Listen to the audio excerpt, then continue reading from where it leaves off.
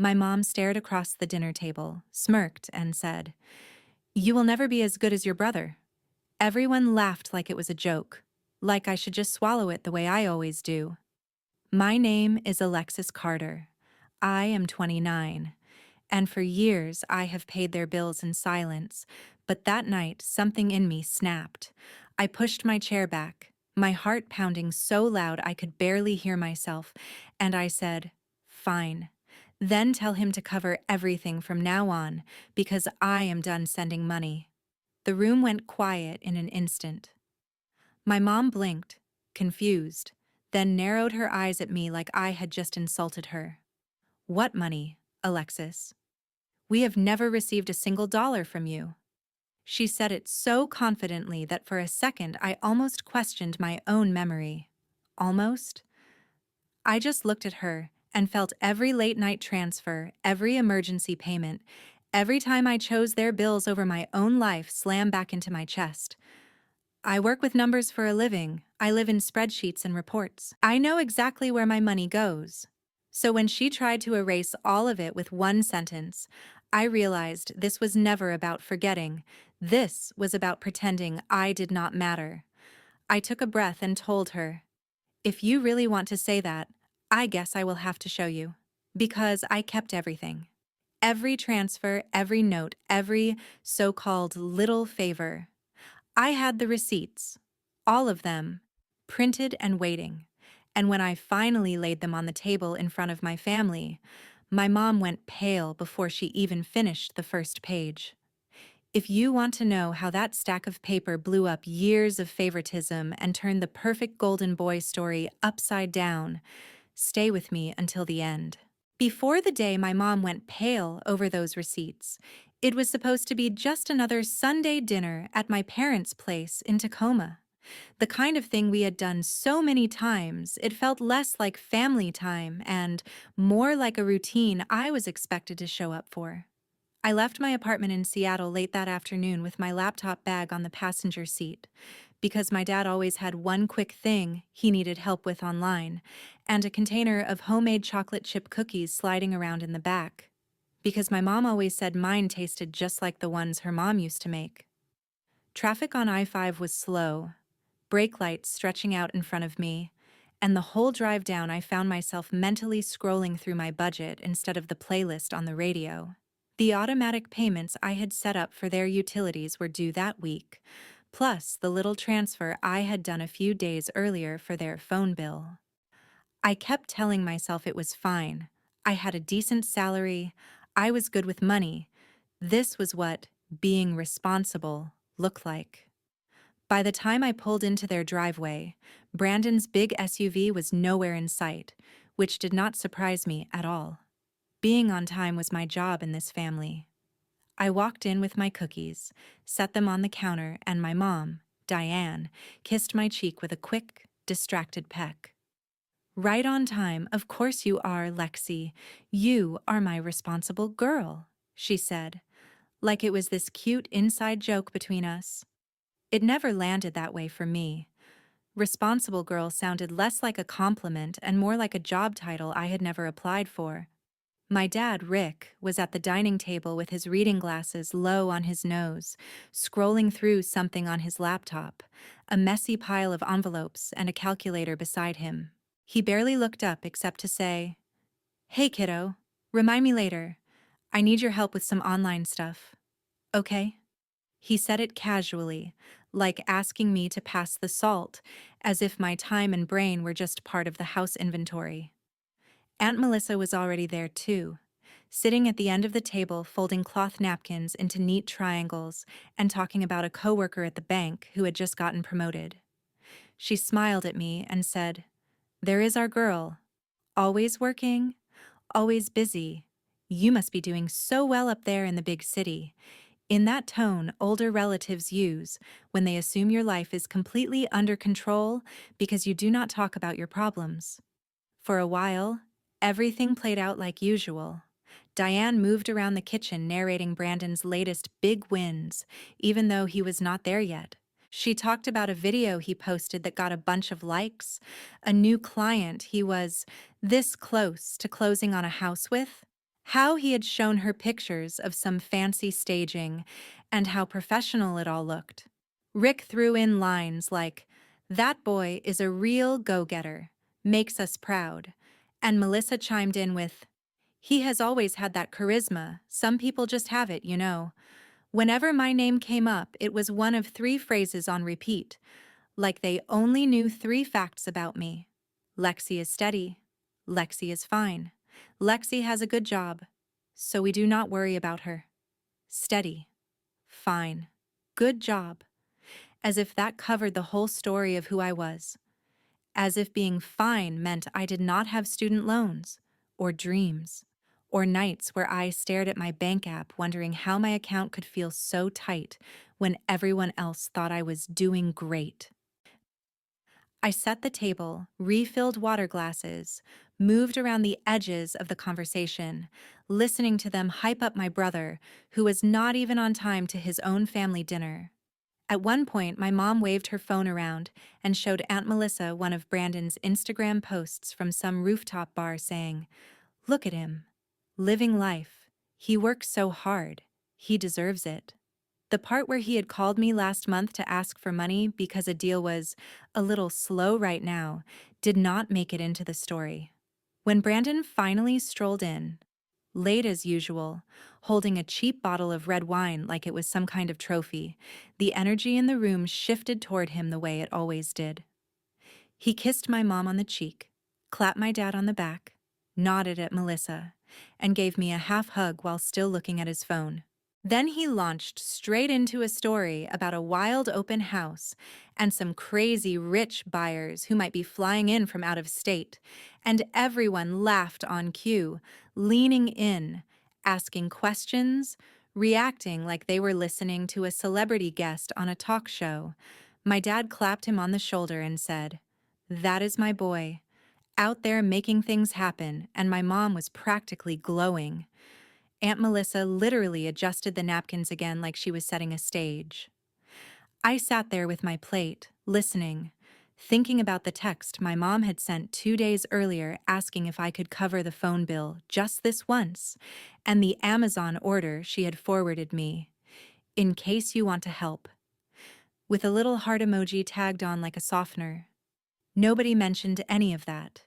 Nobody mentioned the late-night transfers that kept their internet on, or the groceries I had paid for last month when my mom said prices were killing them.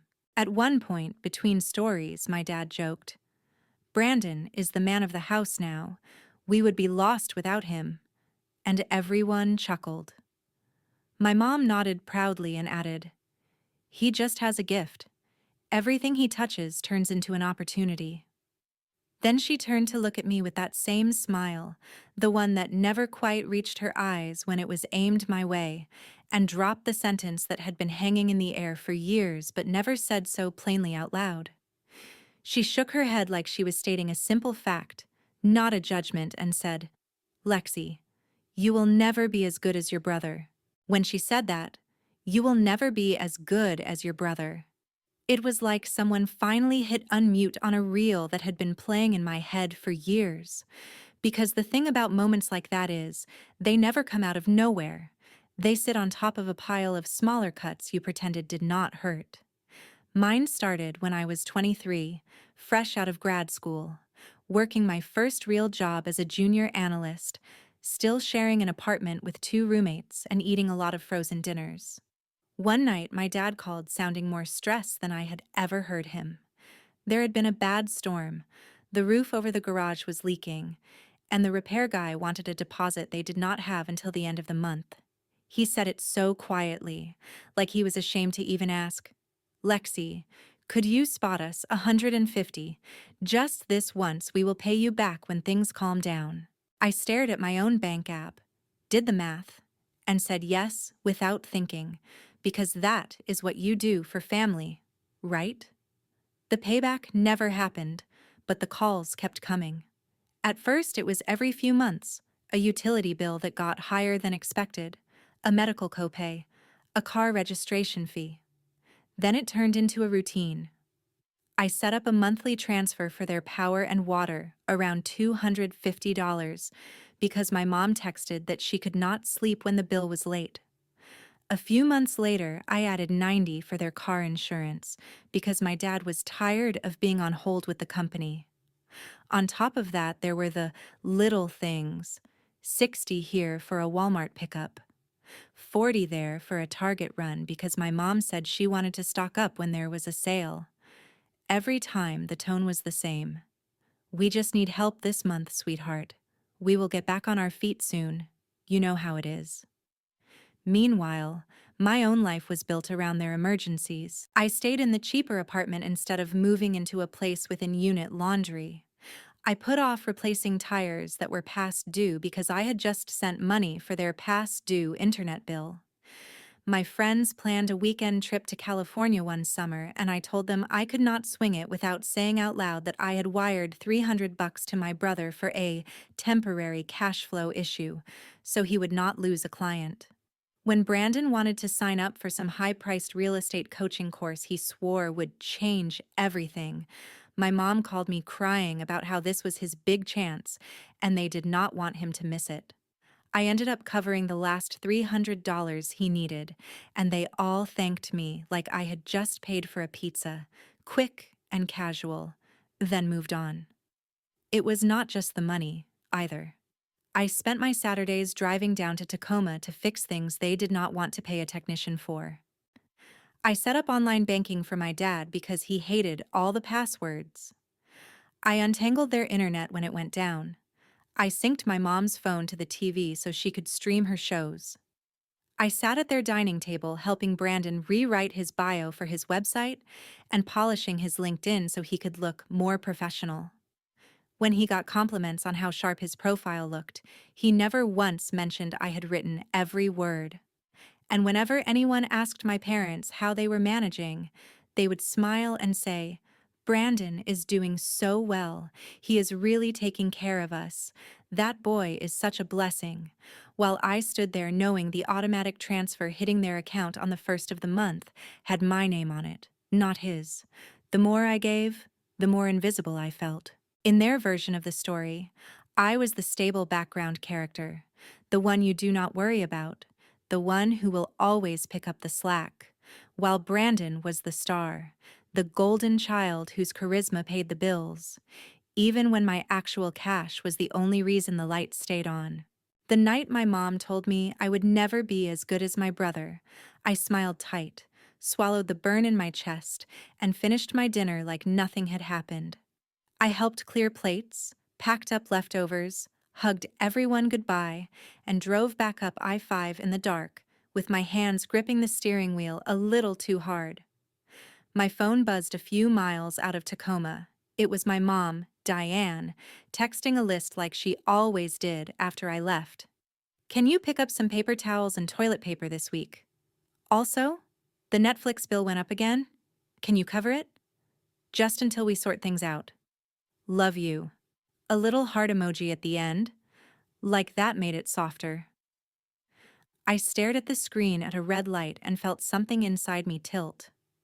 I had just been told to my face that I would never measure up to the son who did not even bring a real gift to dinner, and somehow I was still the one being asked to grab basics and cover streaming. When I got back to my apartment in Seattle, I dropped my keys on the counter, kicked off my shoes, and went straight for my laptop. No TV, no shower, no scrolling, just the cold light of my banking app. I logged in and pulled up my transaction history. At first, it was just to prove to myself that I was not crazy, that I had not imagined the last 5 years. But habits from work kicked in. I exported the last few years of transfers into a spreadsheet, the way I would for a client. I filtered by my parents' names, by the memo lines I always wrote. Things like utilities, car insurance, phone bill, grocery run, Brandon course, Brandon gas. Row after row filled the screen. 250 here, 90 there, 60, 40, 300, 150, over and over. My fingers flew over the keyboard as I added it up. When the total popped up at the bottom, I just sat back and stared. $26,750. That was a car. That was a down payment. That was a retirement account that actually had a chance. And that was just the money I could track with clean labels and dates. It did not even include the cash I slipped into my mom's hand when she said she was short at the grocery store, or the times I filled up my dad's gas tank without saying anything. I felt this weird mix of nausea and clarity hit me all at once. At work, if someone tried to pretend a number like that did not exist, we would call it what it was: denial or manipulation. Just because it was family did not make it less real. A few minutes later, another email came in from my dad. Subject line: Family Finances. He had attached a blurry photo of a stack of bills and wrote, "We should all sit down Sunday and talk about how everyone can contribute on a regular basis. Bring your checkbook."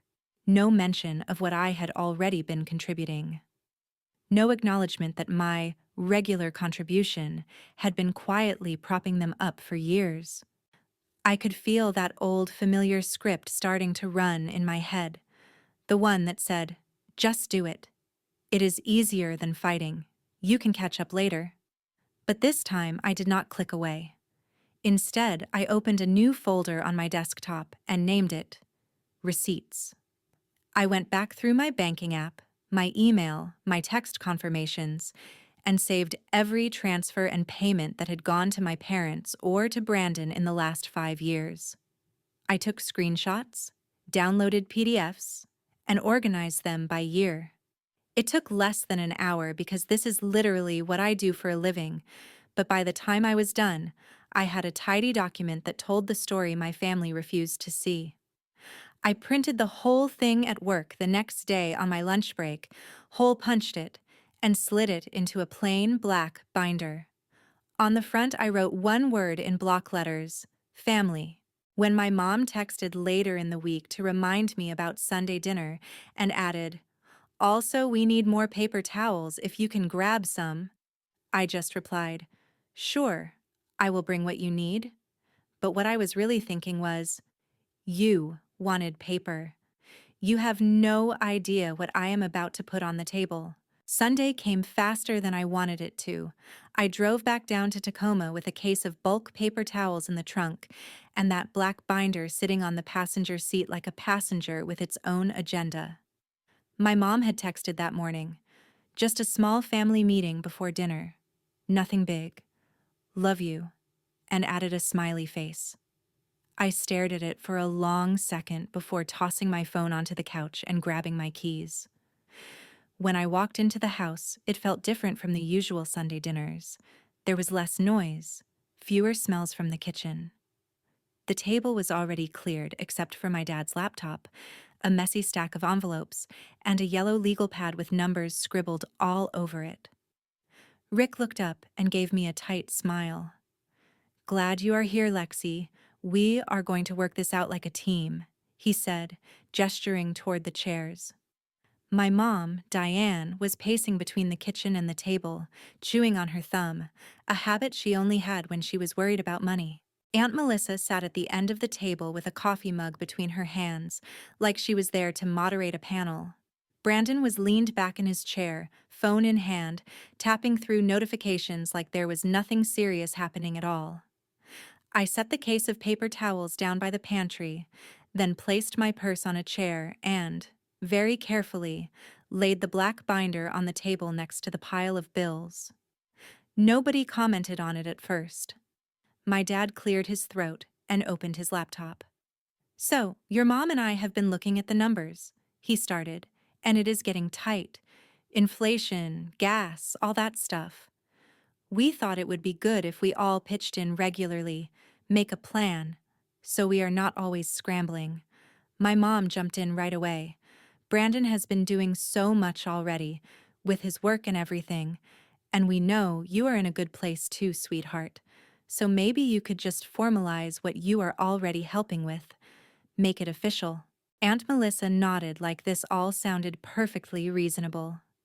"Family budget meetings are smart," she said. I let them talk for another minute, listen to my name get pulled into sentences like, "Lexi has always been so dependable. We never worry with her. She understands responsibility."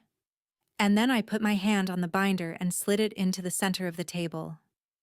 Before we talk about a plan, I said, I need everyone to see what my plan has already been for the last 5 years. My mom frowned. What is that, Alexis? My dad squinted at the cover. Did you bring your work stuff, honey? This is not that kind of meeting.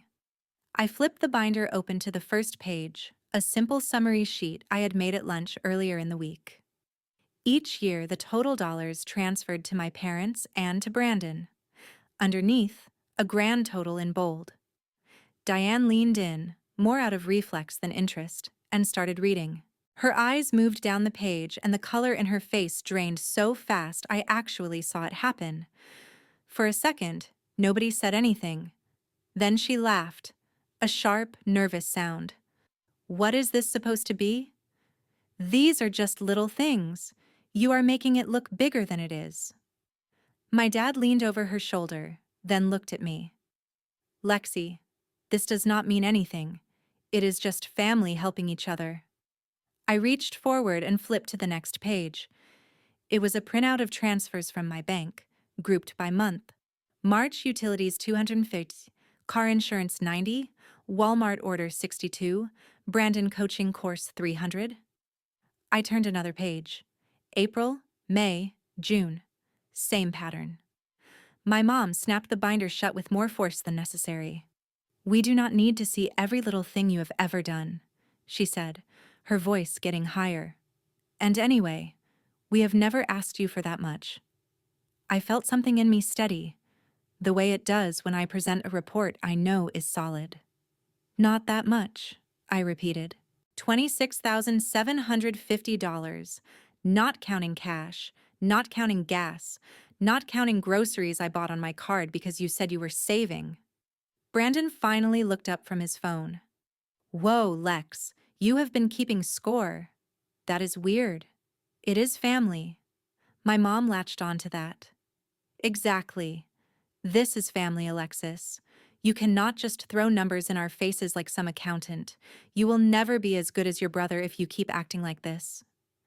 There it was again. The line that had started all of this. I let it sit in the air for a moment. Then I stood up, every nerve in my body buzzing but my voice calm. You know what? I said, if I am never going to be as good as Brandon no matter what I do, then tell him to pay the bills. Tell him to cover the power, the water, the car insurance, the phone, the streaming, the Walmart orders, the coaching courses, all of it. Because I am done. I am not sending money anymore. The room went dead silent. My dad's mouth opened and closed like he had lost his place in the script. My mom stared at me like I had just spoken another language. What money, Alexis? We have never received a single dollar from you. She said it slowly, like she could will it into reality. Aunt Melissa shifted in her seat, clearly uncomfortable, but did not say anything. I opened the binder again, flipped it back toward her, and tapped the first page. Every dollar is right there, I said. Every transfer, every note. Utilities, insurance, Brandon gas, Brandon course. You do not get to erase it just because admitting it makes you feel bad. My mom pushed the binder away like it burned. You are being dramatic, she snapped. These were gifts. You never said you expected anything back. We thought you wanted to help. My chest hurt, but not from guilt this time. From anger. From finally seeing the whole pattern. I never asked for anything back, I said. I asked to be respected. I asked not to be treated like a walking ATM you could insult over dinner and then text for money on the way home. If you want to keep saying I will never be as good as Brandon, then from now on he can be the one you call at midnight about the power bill. He can be the one who misses trips and tires and savings, so you do not have to feel uncomfortable. My dad shook his head. This is not how families work, Lexi. Families do not keep ledgers. I looked at him and felt my eyes sting, but I did not let the tears fall. Families also do not pretend $26,000 never happened, I said. Families do not rewrite history to make the golden child look like the hero, while the person actually paying is told they will never measure up. I picked up the binder and hugged it to my chest like armor. I am your daughter, not your bank, I said. I will still come to dinner. I will still pick up the phone. But the money stops here. If you need help, you can ask, and you can hear no. That is my boundary. Then I grabbed my purse, nodded once to Aunt Melissa, who finally whispered, "Maybe we should all cool off," and walked out to my car. Behind me, I could hear my mom raising her voice, my dad saying my name, Brandon muttering something about me overreacting, but I did not turn around. For the first time in years, I drove back to Seattle without mentally planning how to fix their problems. And that was when the real fallout started. I did not even make it all the way back to Seattle before the fallout hit. My phone started buzzing halfway up the highway, call after call from my mom, then my dad, then Brandon. I let them all go to voicemail. The notifications stacked up so fast my screen looked like it was glitching. When I finally parked outside my apartment, I sat in the car and listened to the messages in order. My mom's voice was high and shaking. "Alexis, how could you embarrass us like that in front of your brother and your aunt? You made it sound like we are using you. We are your parents. We are allowed to ask for help. Call me back." The second one came 5 minutes later, angrier. "If you wanted appreciation, you could have just said something. You did not need to make a scene and start waving papers like some lawyer. This is not a courtroom. This is family." Then my dad's voice, tired and disappointed. "Lexi, that was uncalled for? Your mom is upset. Brandon is upset. You made it sound like we are bad people. Nobody forced you to send money. You chose to. That is not a debt. That is you being generous. Families do not keep score." Brandon's voicemail was more blunt. "Seriously, Lex? What the hell? Who prints out 5 years of bank statements? That is psycho ex-girlfriend behavior. It is a couple $1,000. Get over it." You made mom cry. I deleted that one halfway through. Over the next few days, the tone shifted. The first round was outrage. Then came the gaslighting. My mom texted, "I really think you are exaggerating those numbers. It could not have been that much. You must have added wrong. You are stressed. That is why you are seeing things this way." My dad sent an email with a spreadsheet of his own, listing a few times they had bought me school clothes years ago, a used car they helped me with when I was 19, closing with, "We have done more for you than you realize. Maybe we should all be grateful and stop putting price tags on everything." Aunt Melissa called to set up coffee. I almost canceled, but curiosity won. We met at a Starbucks not far from my office. She slid into the seat across from me with a latte and that tight smile older relatives get when they are about to be honest. "Honey," she started, "I get where you are coming from. I work at a bank. I know money can be stressful. But you cannot treat your parents like clients. They are just floundering a little. You are doing well. It is natural they lean on you." I stirred my coffee and let her talk. She lowered her voice. "Your mom is really hurt. She says you threw everything in her face, like she is some kind of freeloader. She is crying a lot. Maybe you could apologize for the way you handled it and then quietly keep helping until they get back on their feet. You will make the money back. Family, you do not." I stared at the foam on my drink and felt that old guilt flicker, the one built on years of being the dependable one. Then I pictured that $26,000 total on my page, the way my mom's face had gone white before she slammed the binder shut.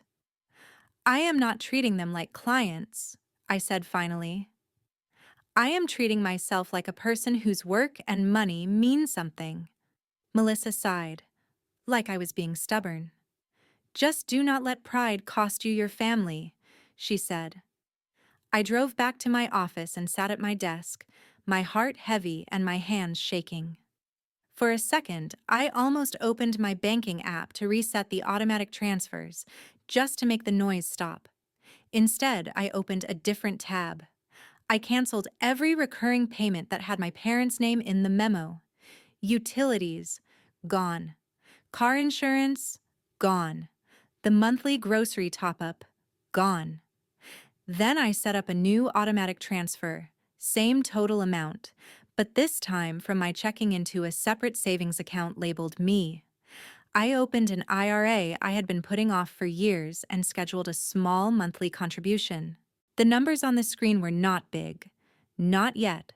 But for the first time in a long time, they were pointed toward my future, not just patching holes in someone else's.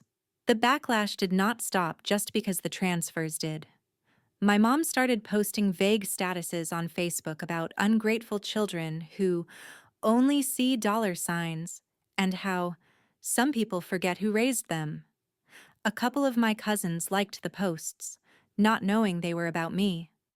Brandon posted a selfie in his SUV with the caption, "No one is coming to save you. Hustle or go home." The irony made me laugh out loud in my kitchen. At the same time, real-world consequences started to show up. My dad accidentally sent me a photo of a shut-off notice for their internet, meant for my mom, before following it up with, "Sorry, wrong person. Ignore that." A week later, my mom called in tears because the power company had given them a final warning. In the past, that would have been my cue to log in and fix it. This time, I said, "I am sorry you are dealing with that. Have you called them to set up a payment plan and then sat in the silence that followed?" Brandon texted me one night. "Need a quick 300 to lock down a staging company for a big listing. Promise I will flip it back next month. Big commission's coming." I stared at the message for a long minute, my thumb hovering. Then I typed, "I am not sending money anymore, remember, and hit send." He replied with 3 eye-roll emojis and, "Guess the receipts changed you. Good luck when mom cuts you off." My chest hurt after messages like that, like someone was pressing a thumb into a bruise. There were nights I lay awake thinking about their house going dark, about my mom pawning jewelry, about my dad picking up extra side jobs and wearing himself out.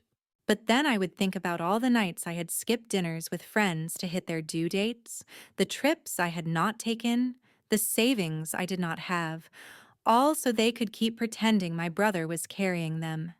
A few weeks in, the evidence of their adjustment became more obvious. My mom mentioned in passing that she had sold some of her old jewelry online. "Your dad said I should not. But what choice do we have?" She sighed, waiting for me to take the bait. I did not. My dad picked up a weekend job doing maintenance for an apartment complex. He complained about the drive and the extra hours, but he did it. Brandon stopped posting quite as many flashy nights out and started posting from open houses and coffee shops instead. Word got back to me through a cousin that he had lost a potential client because he could not front some staging costs, and the buyers went with another agent. Somewhere in the middle of all that, I started to feel different too. I used the money I would have wired to them to sign up for a basic gym membership and a cheap yoga class. I went on runs after work along the waterfront instead of sitting at home refreshing my bank app in dread. I took one of my closest friends out to dinner and did not mentally calculate what that money could have covered at my parents' house. The guilt never completely disappeared, but something else started to grow alongside it. Relief. Space. The sense that I was finally stepping out of a role I had never agreed to play. The more their anger and guilt trips bounced off my new boundary, the more I realized that this was the real revenge, not the binder itself. Not starving them, not punishing them, but forcing them to live without the invisible safety net they had built out of my silence. And as the weeks turned into months, the calls about money slowly turned into something else. Or, in some cases, into nothing at all. Months passed, and the screaming in my phone finally faded into a kind of uneasy quiet. The first thing to go were the long, angry voicemails. Then the guilt-soaked texts slowed down. Eventually, The notifications from my family were mostly pictures of my parents' dog in a Halloween costume or a blurry sunset from their porch, with captions like, "Thought you would like this. Love you." There was never an apology. Not really. Nobody said, "Hey, we were wrong to pretend your money did not exist." But something had definitely shifted. When I drove down to Tacoma for dinner now, the house looked a little different. Some of the nicer decorations were gone. The cable package was clearly basic. No more premium channels playing in the background.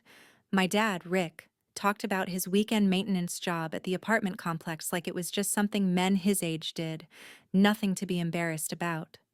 My mom, Diane, mentioned a part-time position she had taken at the local library.